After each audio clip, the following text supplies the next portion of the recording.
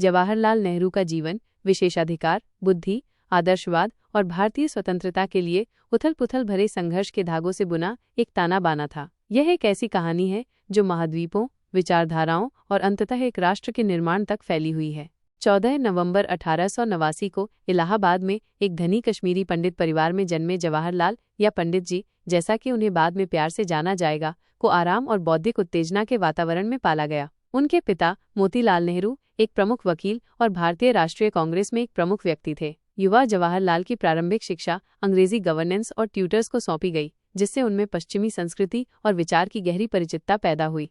15 साल की उम्र में उन्होंने इंग्लैंड के हैरो स्कूल की यात्रा शुरू की, एक प्रतिष्ठित संस्थान जिसने उनके बौद्धिक विकास को और आकार दिया। फिर वे ट्रिनिटी कॉलेज, कैम्ब्रिज गए, जहां उन्होंने प्राकृतिक विज्ञान का अध्ययन किया, और फिर लंदन के इनर टेम्पल में कानून की पढ़ाई की। इन वर्षों ने उन्हें फेबियन समाजवाद से परिचित कराया, एक दर्शन जो क्रमिक लोकतांत्रिक सुधार पर जोर देता था और उनमें सामाजिक न्याय की एक मजबूत भावना पैदा की। 1912 में भारत लौटने पर नेहरू ने शुरू में कानून का अभ्यास किया, लेकिन उनका दिल बढ़ते राष्ट्रवादी आंदोलन की ओर खिंचा। राजनीतिक परिदृश्य स्वशासन की बढ़ती मांग से भरा हुआ था और महात्मा गांधी का प्रभाव भारतीय समाज में फैलना शुरू हो गया था। गांधी के अहिंसक प्रतिरोध के दर्शन सत्याग्रह ने नेहरू को गहराई से प्रभावित किया। वे जनता को संगठित करने की गांधी की क्षमता और नैतिक सिद्धांतों के प्रति उनकी अटूट प्रतिबद्धता से मोहित हो गए। भारतीय राष्ट्रीय कांग्रेस में नेहरू का प्रवेश एक महत्वपूर्ण क्षण था, जो भारतीय स्वतंत्रता के उद्देश्य के लिए आजीवन समर्पण की शुरुआत थी।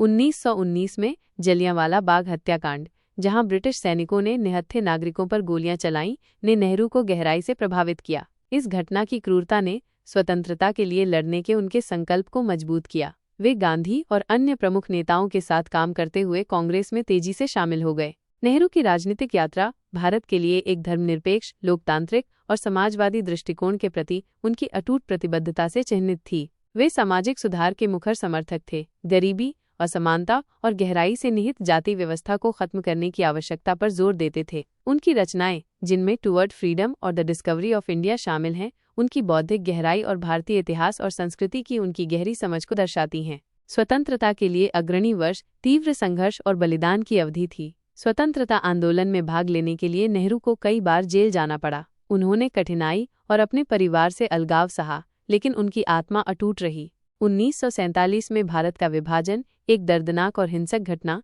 ने नव स्वतंत्र राष्ट्र पर एक लंबी छाया डाली। नेहरू रक्तपात और विस्थापन से गहराई से दुखी होकर एक संयुक्त और समृद्ध भारत के निर्माण के लिए समर्पित हो गए।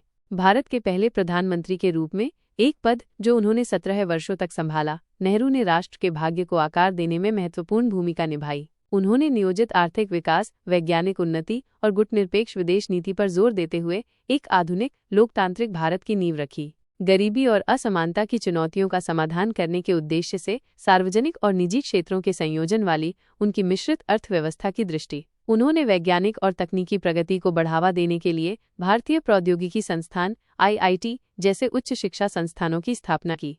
विदेश नीति में नेहरू ने गुटनिरपेक्षता के सिद्धांतों का समर्थन किया, राष्ट्रों के बीच शांतिपूर्ण सह-अस्तित्व और सहयोग की वकालत की। उन्होंने गुटनिरपेक्ष आंदोलन के गठन में महत्वपूर्ण भूमिका निभाई, जिससे वैश्विक क्षेत्र में नव स्वतंत्र देशों को आवाज मिली।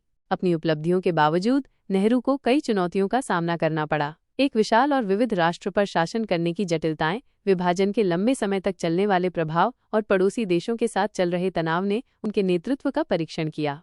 कश्मीर मुद्दे को संभालने, जो विवाद का स्रोत बना हुआ है, ने उनकी आलोचना की। 1962 का भारत-चीन युद्ध, जिसके परिणाम स्वरूप भारत की अपमानजनक हार हुई, उनके प्रधानमंत्रित्व काल का एक विशेष रूप से दर्दनाक प्रकरण था।